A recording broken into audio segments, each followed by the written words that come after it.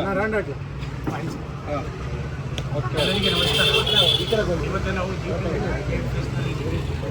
ಇವತ್ತು ನಾವು doctor BR Ambedkar ಅವರ 135ನೇ ಜನ್ಮದಿವಸ ಆಚರಣೆ ಮಾಡಿಸಿದ್ದೀವಿ. ಅದರ ಜೊತೆಗೆ BR ಅಂಬೇಡ್ಕರ್ ಅವರಿಗೆ ಇನ್ನೊಂದು ಶಬ್ದ ಸಾಹಿತ್ಯಕಾರಿಗೆ ಹೇಳಿದ್ದಾರೆ, ಸಂವಿಧಾನದ ಮನು, ಸಂವಿಧಾನ ಶಿಲ್ಪಿ ಅಂತ. ಇನ್ನೊಂದು ಮಹನೀಯರಂದರೆ ಶಿವಕುಮಾರ್, ಶ್ರೀ ಶಿವಕುಮಾರ್ ಅವರ 119ನೇ ದಿವಸ ಈಗ ನಾವು ಆಚರಿಸ್ತಾ ಇದ್ದೀವಿ. ಈ ಒಂದು ಶುಭ ಸಂದರ್ಭದಲ್ಲಿ ಈ ಸಂಘದ ಅಧ್ಯಕ್ಷರಾದ ಶ್ರೀ ಮುನಿನಾರಾಯಣ ಸರ್ ಮತ್ತು ನಮ್ಮ ಸಂಘದ ಇನ್ನೊಬ್ಬರು ಸ್ವಾಮಿ ಮುನಿಸ್ವಾಮಿಯವರು ಬಂದಿದ್ದಾರೆ. ಈಗ ನಾವು ನಾರಾಯಣ ಸ್ವಾಮಿಗೆ ಹೇಳಬೇಕಾದ್ರೆ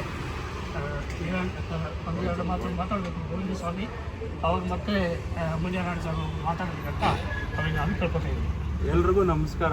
ಇವತ್ತು ಸುದಿನ, ಯಾಕಂದರೆ ಒಬ್ಬ ವಿದ್ಯಾರ್ಥಿಗೆ ಅಸ್ಪೃಶ್ಯತೆ, ದಲಿತ ಅನ್ನೋ ಕಾರಣಕ್ಕೆ ಸ್ಕೂಲ್ಗಳಲ್ಲಿ ಸಪ್ರೇಟಾಗಿ ಒಂದು ಕುರ್ಚಿನೂ ಕೊಡದೆ ಮನೆಯಿಂದ ಗೋಣಿ ಚೀಲ ತಂದು ಕುತ್ಕೋಬೇಕು, ಮತ್ತು ಕುಡಿಯೋಕ್ಕೆ ನೀರು ಕೊಡದೆ ಆ ಶಾಲೆಯ ಒಬ್ಬ ಜವಾನ ಅವ್ರಿಗೆ ಮೇಲಿಂದ ನೀರು ಕುಡಿಸ್ತಿದ್ದ.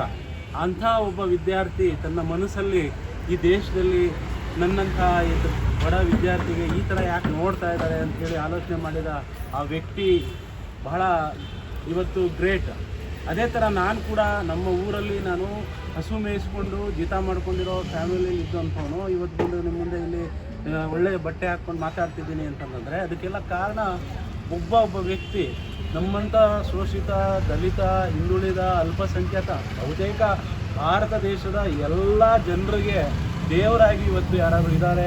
ವಿಶ್ವಮಟ್ಟದಲ್ಲಿ ಆರ್ಥಿಕ ತಜ್ಞರಾಗಿ, ಆಮೇಲೆ ಎಲ್ಲೇ ನೋಡಿ ನೀವು ವಿಶ್ವಮಟ್ಟದಲ್ಲಿ ಇವತ್ತೇನಾದರೂ ಈ ಎಕನಾಮಿ ಬಹಳ ದೊಡ್ಡ ಮಟ್ಟದಲ್ಲಿ ಬೆಳೀತಾ ಇದೆ ಅಂದರೆ ಇವ್ರು ಕೊಟ್ಟಿರುವಂಥ ಚಿಂತನೆ, ಆ ವ್ಯಕ್ತಿ, ಆಮೇಲೆ ಆ ವ್ಯಕ್ತಿಯ ಮತ್ತು ಇನ್ನೊಬ್ಬರು ಕಾರ್ಲ್ ಮಾರ್ಕ್ಸ್ ಇಬ್ಬರದೇ ಇವತ್ತು ಆರ್ಥಿಕ ಚಿಂತನೆ ಇಡೀ ವಿಶ್ವವನ್ನು ಆಳ್ತಾ ಇರೋದು.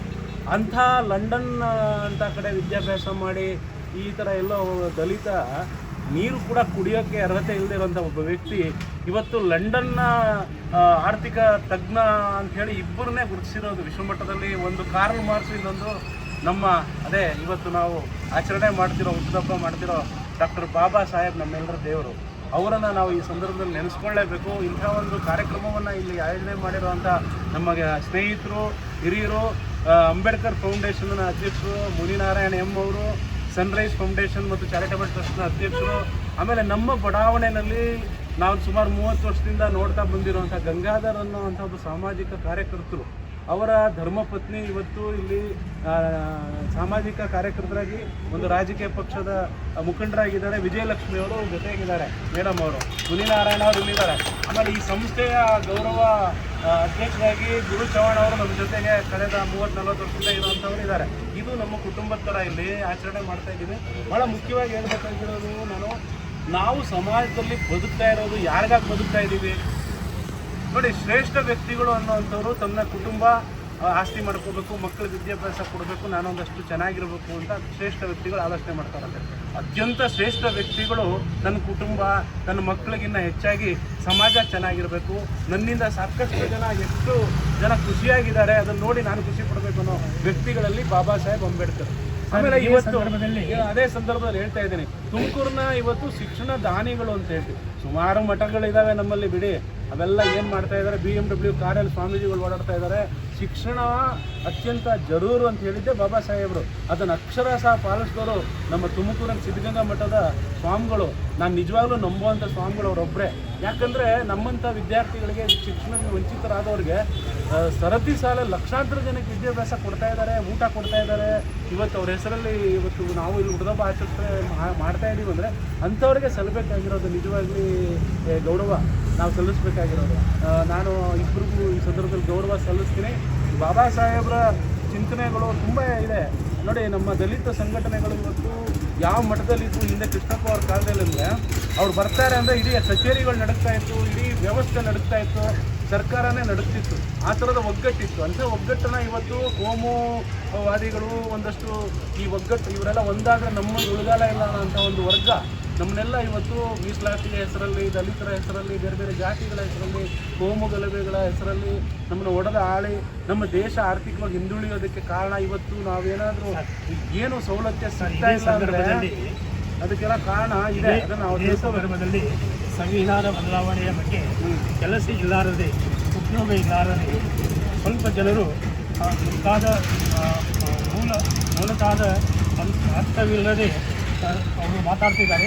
ಅವ್ರ ಬಗ್ಗೆ ತಾವು ಏನು ಹೇಳ್ತಾರೆ? ಅದೇ ಹೇಳಕ್ಕೆ ಬಂದೆ ನಾನು. ಬಾಬಾ ಸಾಹೇಬರು ಹೇಳಿರೋದು, ನಾನು ರಚನೆ ಮಾಡಿರೋ ಸಂವಿಧಾನ ಇದೆಯಲ್ಲ, ಇದನ್ನು ನಾನು ಎಲ್ಲ ದೇಶದ ಸಂವಿಧಾನವನ್ನು ಮತ್ತು ಎಲ್ಲ ಥರದ ರಂಗಭೂಮಿ ಇರ್ಬೋದು, ಸಾಹಿತ್ಯ ಇರ್ಬೋದು, ಬೇರೆ ಬೇರೆ ದಿಗ್ಗಜರು, ಚಿಂತಕರು ಎಲ್ಲ ಬಾಬಾ ಸಾಹೇಬರು ಮೂಲತಃ ಬುದ್ಧನ ಅನುಯಾಯಿ, ಅವರು ಮಾರ್ಕ್ಸ್ನ ಅನುಯಾಯಿ. ಅಲ್ಲಿಂದ ತಗೊಂಡಿರೋ ಅಂಶಗಳನ್ನೆಲ್ಲ ಒಳ್ಳೆಯ ಒಂದು ಬೃಹತ್ ಸಂವಿಧಾನವನ್ನು ಕೊಟ್ಟಿದ್ದೀನಿ. ಈ ಸಂವಿಧಾನವನ್ನು ಜಾರಿ ಮಾಡುವಂಥ ಜನ ಸರಿ ಇಲ್ಲ ಅಂದರೆ, ಈ ಸಂವಿಧಾನವನ್ನು ಸರಿಯಾಗಿ ಜಾರಿ ಮಾಡಿಲ್ಲ ಅಂದರೆ ಅದನ್ನು ಸುಟ್ಟಾಕೋ ಮೊದಲ ವ್ಯಕ್ತಿ ನಾನು ಅಂತ ಹೇಳಿದ್ರು. ಯಾಕೆ ಅಂದರೆ ಇವತ್ತು ಬರ್ತಿರೋಂಥ ಜನ ಸಂವಿಧಾನ ಬದಲಾವಣೆ ಮಾಡಬೇಕು, ಸಂವಿಧಾನನೇ ಇರಬಾರ್ದು. ನಮ್ಮ ಯಾವ ವೇದ ಕಾಲದ ಹಿಂದೂ ಲಾ ಇತ್ತಲ್ಲ, ಮನುಸ್ಮೃತಿ ಅಂತೀವಿ, ಅದೇನು ಹೇಳಿತ್ತು ಅದನ್ನೇ ಇವತ್ತು ಜಾರಿಗೆ ತರಬೇಕು ಅನ್ನೋವಂಥ ಕಾಲಘಟ್ಟದಲ್ಲಿ ನಾವು ಬದುಕ್ತಾ ಇರುವಾಗ, ಮನುಸ್ಮೃತಿ ಅವತ್ತು ಏನು ಅದು ಹಿಂದೂ ಲಾ ಅಂತ ಮಾಡಿದ್ರು, ಇವತ್ತು ನಾವೆಲ್ಲ ಹಿಂದೂಗಳಾದರೂ ಕೂಡ ನಮ್ಮನ್ನು ಮನೆಗೆ ಸೇರಿಸ್ಕೊಳ್ತಾರ ಮೇಲ್ವರ್ಗದವರು, ದಲಿತರನ್ನ ಸೇರಿಸ್ಕೊಳ್ಳೋಂಗಿದ್ರೆ ನಾವು ಹಿಂದೂ ಲಾ ಒಪ್ಕೋಬೋದು. ಹಾಗಾಗಿ ಇವತ್ತು ಹಿಂದೂ ಅಂದರೆ ಏನು ಅನ್ನೋದೇ ನಮ್ಗೆ ಜಿಜ್ಞಾಸೆ ಆಗಿಬಿಟ್ಟಿದೆ. ಯಾಕಂದರೆ ಇವತ್ತು ನಾವು ಹಿಂದೂ ಅನ್ನೋ ಹೆಮ್ಮೆ ಪಡ್ತೀವಿ, ನಾವೆಲ್ಲ ಶಾಲಾ ಕಾಲೇಜಲ್ಲಿ ಹಿಂದೂ ಅಂತ ಬರಿತೀವಿ, ನಮ್ಮ ಎಲ್ಲ ಹೆಮ್ಮೆ ಇದೆ, ದೇಶದ ಬಗ್ಗೆ ಅಭಿಮಾನ ಇದೆ ಅಂದಾಗ ಎಲ್ಲರನ್ನೂ ಸಮಾನವಾಗಿ ಕಾಣಬೇಕಲ್ವ ಸಂವಿಧಾನದ ಪ್ರಕಾರ. ಈಕ್ವಲ್ ರೈಟ್ಸು, ಈಕ್ವಲ್ ಎಲ್ಲದರಲ್ಲೂ ಸಮಾನತೆ, ಎಲ್ಲ ಧರ್ಮಗಳನ್ನು ಸಮಾನವಾಗಿ ನೋಡಬೇಕು. ಕೆಲವೇ ಧರ್ಮ ನಮ್ಮ ದೇಶದಲ್ಲಿ ಹುಟ್ಟಿರುವಂಥ ಧರ್ಮಗಳಿದ್ದಾವೆ, ವಿದೇಶದಿಂದ ಬಂದ ಧರ್ಮ ಇದೆ. ಇದೇ ಸಂದರ್ಭದಲ್ಲಿ ಸಂವಿಧಾನ ಬದಲಾವಣೆ ಮಾಡಬೇಕು ಅನ್ನೋರಿಗೆ ತಮ್ಮ ಸಂದೇಶ ಏನು? ನೋಡ್ರಿ, ನಿಮ್ಮಂಥವ್ರು 1 ಲಕ್ಷ ಅಲ್ಲ, ಕೋಟಿ ಅಲ್ಲ, ನಿಮ್ಮ ಜೊತೆಗೆ 4-6 ದೇಶಗಳು ಕರ್ಕೊಂಡ್ಬಂದ್ರೆ ಚೇಂಜ್ ಮಾಡೋಕ್ಕಾಗಲ್ಲ ನೀವು.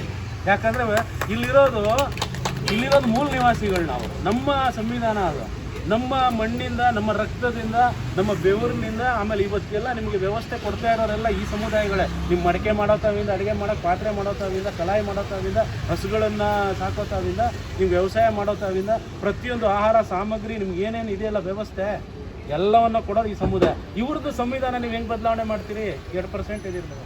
ಹೌದು, ಹೆಂಗೆ ಮಾಡ್ತೀರಿ? ಸಾಧ್ಯನಾ? ರಾಜಕೀಯ ಜನಗಳು ನಮಗೆ ಕೆಲಸ ಇಲ್ಲ, ಉದ್ಯೋಗ ಇಲ್ಲ, ಏನೇನೋ ಹೇಳ್ತಾ ಇದ್ದಾರೆ. ಅದಕ್ಕೆ ಅಲ್ಪಸಂಖ್ಯಾತ ಜನರು ಮತ್ತು ಮೇಲ್ವರ್ಗದ ಜನರು ಬಾಬಾನೇ ಎಲ್ಲದಕ್ಕೂ ಉತ್ತರ ಕೊಟ್ಟಿದ್ದಾರಲ್ಲ. ನೋಡ್ರಿ, ನೀವು ಶಿಕ್ಷಣ ತಗೊಳ್ರಿ, ಶಿಕ್ಷಣ ತಗೊಂಡು ರಾಜಕೀಯ ಅರಿವು ತಗೊಳ್ಳಿ, ರಾಜಕೀಯದಲ್ಲಿ ನಿಮ್ಮ ಮಹತ್ವದ ಪಾತ್ರವನ್ನು ನಿರ್ವಹಿಸಿ, ನಿಮ್ಮ ಮಕ್ಕಳ ಬೆಳವಣಿಗೆ, ನಿಮ್ಮ ಬೆಳವಣಿಗೆ ಅದೇ ಆಗುತ್ತೆ ಅಂತ ಹೇಳ್ತಾರೆ. ನೀವು ಉಚಿತವಾಗಿ ಕೊಡೋ ಕೊಡುಗೆಗಳು ಯಾಕೆ ತಗೋತೀರಿ? ಶಿಕ್ಷಣಕ್ಕೆ ಆದ್ಯತೆ ಕೊಡಿ. ಈಗ ಉಚಿತ ಆರೋಗ್ಯ ಕೊಡಿ, ಉಚಿತ ಶಿಕ್ಷಣ ಕೊಡಿ, ನಿಮ್ಮ ಮಕ್ಕಳು ಯಾಕೆ ಬೆಳೆಯಲ್ಲ? ಸರ್, ಮುನಿನಾಡು ಸರ್, ತಾವು ಇದರ ಬಗ್ಗೆ ಅಭಿಪ್ರಾಯ ಇದೆ. ಈ ಸಂವಿಧಾನವನ್ನು ಬದಲಾಯಿಸುವಂಥ ಏನು ಇದ್ದಾರೆ ಈ ರಾಜಕೀಯ ಜನಗಳು ಮೇಲೆ ಹೇಳ್ತಾ ಇದ್ದಾರೆ, ಅದಕ್ಕೆ ತಾವು ಅಭಿಪ್ರಾಯ ಹೇಳ್ತಕ್ಕಂಥ ಸಂವಿಧಾನ ಬದಲಾವಣೆ ಮಾಡೋದು ಬಿಡೋದು ಅವ್ರು ಸುಮ್ಮನೆ ಸಮಯ ಸಾಧಕರಾಗಿ ಹೇಳ್ತಾ ಇದ್ದಾರೆ ಹೊರತು ಯಾವುದೇ ಕಾರಣಕ್ಕೂ ಸಂವಿಧಾನ ಬದಲಾವಣೆ ಆಗುವ ಅವಕಾಶನೇ ಇಲ್ಲ. ಏನೇನು ಬೇಕೋ ಎಲ್ಲನೂ ಬಾಬಾ ಸಾಹೇಬ್ ಅಂಬೇಡ್ಕರ್ ಅವರು ಕೊಟ್ಬಿಟ್ಟಿದ್ದಾರೆ. ಅದನ್ನು ಪಾಲನೆ ಮಾಡಿದ್ರೆ ಸಾಕು. ಪಾಲನೆ ಮಾಡಿ ಬಡವರಿಗೆ, ಮಕ್ಕಳಿಗೆ ವಿದ್ಯಾಭ್ಯಾಸ ಕೊಡಬೇಕು, ಆರೋಗ್ಯ ಕೊಡಬೇಕು, ವಸತಿ ಕೊಡಬೇಕು. ಇಂಥ ಕಾರ್ಯಕ್ರಮಗಳನ್ನ ಮಾಡಿದಾಗ ಮಾತ್ರ ಸಂವಿಧಾನ ಆಶಯಕ್ಕೆ ಬೆಲೆ ಬರುತ್ತೆ ಹೊರತು ನಾನು ಬದಲಾವಣೆ ಮಾಡ್ತೀನಿ ಅಂದ್ರೆ ಮನಸ್ಕೃತಿ ಇರೋರು ನೀವು ದಯವಿಟ್ಟು ಈ ದೇಶ ಬಿಟ್ಟು ತೊಲಗಿ. ಆಗ ನಮ್ಮ ದೇಶ ನೆಮ್ಮದಿಯಾಗಿರುತ್ತೆ ಅಂತ ನಾನು ಹೇಳೋಕ್ಕೆ ಇಷ್ಟಪಡ್ತಾ ಇದ್ದೀನಿ. ಬಾಬಾ ಸಾಹೇಬ್ ಅಂಬೇಡ್ಕರ್ ಅವರು ಎಲ್ಲ ವರ್ಗದ ಜನಕ್ಕೆ, ಎಲ್ಲ ತಳಮಟ್ಟದ ಜನಕ್ಕೂ ಸಹ ಸಂವಿಧಾನದಲ್ಲಿ ಅವಕಾಶ ಕಲ್ಪಿಸಿದ್ದಾರೆ. ಅವಕಾಶ ಕಲ್ಪಿಸಿರೋದಕ್ಕೆ ನಿಮಗೆ 10% ರಿಸರ್ವೇಷನ್ ಸಿಕ್ಕಿರೋದೀಗ. ಬಾಬಾ ಸಾಹೇಬ್ ಅಂಬೇಡ್ಕರ್ ಅವರ ಅವಕಾಶ ಕೊಟ್ಟಿರೋದಕ್ಕೆ ಮೋದಿ ಸಾಹೇಬರು 10%ನ ಆರ್ಥಿಕವಾಗಿಯೂ ಇದ್ದಾರೆ ಅಂತ ಹೇಳ್ಬಿಟ್ಟು ಮೇಲ್ವರ್ಗದವರಿಗೆ ರಿಸರ್ವೇಷನ್ ಕೊಟ್ಟಿದ್ರು. ಬಾಬಾ ಸಾಹೇಬ್ ಅಂಬೇಡ್ಕರ್ ಅವಕಾಶ ಕಲ್ಪಿಸಿದ್ರೆ ನೀವೇನು ಕೊಡ್ತಿದ್ರಿ ಸ್ವಾಮಿ? ದಯವಿಟ್ಟು ಸಂವಿಧಾನ ಬದಲಾವಣೆ ಮಾಡ್ತೀವಿ ಅನ್ನೋದನ್ನ ಬಿಟ್ಟು ದೇಶದ ಅಭಿವೃದ್ಧಿ ಬಗ್ಗೆ ಚಿಂತನೆ ಮಾಡಿ, ದೇಶದ ಜನಕ್ಕೆ, ಒಟ್ಟಾರೆ ಜನಕ್ಕೆ, ಎಲ್ಲ ವರ್ಗದ ಜನಕ್ಕೆ, ಎಲ್ಲ ಬಡ ಮಕ್ಕಳಿಗೆ ಉಚಿತವಾಗಿ ವಿದ್ಯಾಭ್ಯಾಸ ಕೊಡಿ, ಉಚಿತವಾಗಿ ಆರೋಗ್ಯನ ಕೊಡಿ, ಉಚಿತವಾಗಿ ಆಶ್ರಯನ ಕೊಡಿ ಅಂತ ಹೇಳ್ಬಿಟ್ಟು ಬಾಬಾ ಸಾಹೇಬ್ ಅಂಬೇಡ್ಕರ್ ಅವರು ಸಂವಿಧಾನ ಕೊಟ್ಟಿದ್ದಾರೆ. ಇನ್ನು ನಮ್ಮ ಸ್ವಾಮೀಜಿಯವರು, ಮೂಲತಃ ಸ್ವಾಮೀಜಿಯವರು ಅದನ್ನು ಪಾಲನೆ ಮಾಡ್ಕೊಂಡು ಬಂದಿದ್ದಾರೆ. ಲಕ್ಷಾಂತರ ಮಕ್ಕಳಿಗೆ ಆಶ್ರಯ ಕೊಟ್ಟು ಅನ್ನ ಕೊಟ್ಟು ವಿದ್ಯಾಭ್ಯಾಸ ಕೊಟ್ಟಿದ್ದಾರೆ. ಅವ್ರು ಉಚಿತವಾಗಿ ಕೊಟ್ಟಿದ್ದಾರೆ ತಾನೇ.